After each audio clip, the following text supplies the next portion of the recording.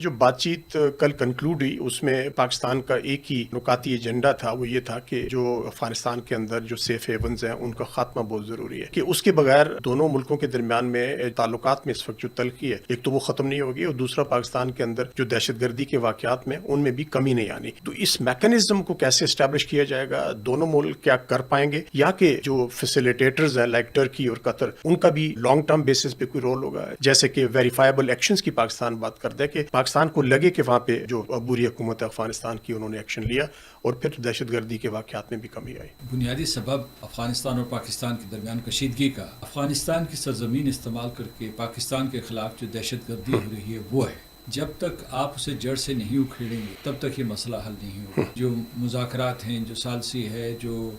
بھی ہم کوششیں کر رہے ہیں، افغانستان نے بھی ایک طرح سے تسلیم کیا کہ ان کی سرزمین استعمال ہو رہی ہے، اور انہوں نے ایک مرتبہ پھر یہ عہد کیا کہ ان کی سرزمین کو استعمال کرنے نہیں دیا جائے گا۔ اگر وہ اسی وعدے پہ قائم رہیں اور اس کے بعد جو اقدامات کرنے ہیں وہ شروع کر دیں تو یہ مسائل جو سارے کے سارے حل ہو سکتے ہیں۔ جو استنبول کے مذاکرات ہیں ان کا مقصد یہ ہے کہ کسی طریقے سے ایک لائحہ عمل بنایا جائے۔ اچھے مثبت بیانات کا تعلق ہے تو وہ تو دے دیے دونوں اطراف نے، اور بڑے عرصے سے دیتے چلے آ رہے ہیں، لیکن اب یہ کیسے کیا جائے کہ افغانستان کی حکومت، افغان طالبان، ان کی جو ایک عبوری حکومت ہے، وہ کس طریقے سے ممکن بنائے کہ نہ تو جن کو آپ نے پناہ گاہیں کہا ہے، پناہ گاہوں کے ساتھ ساتھ وہ دہشت گردی کی تربیت گاہیں ہیں، ان کو کس طریقے سے ختم کیا جائے، اور پھر جو ہے ان کے قائدین کو بلا کے افغان قائدین یہ واضح پیغام دیں کہ آپ پاکستان کے خلاف حملے نہیں کر سکتے، کیونکہ اس سے افغانستان اور پاکستان کے درمیان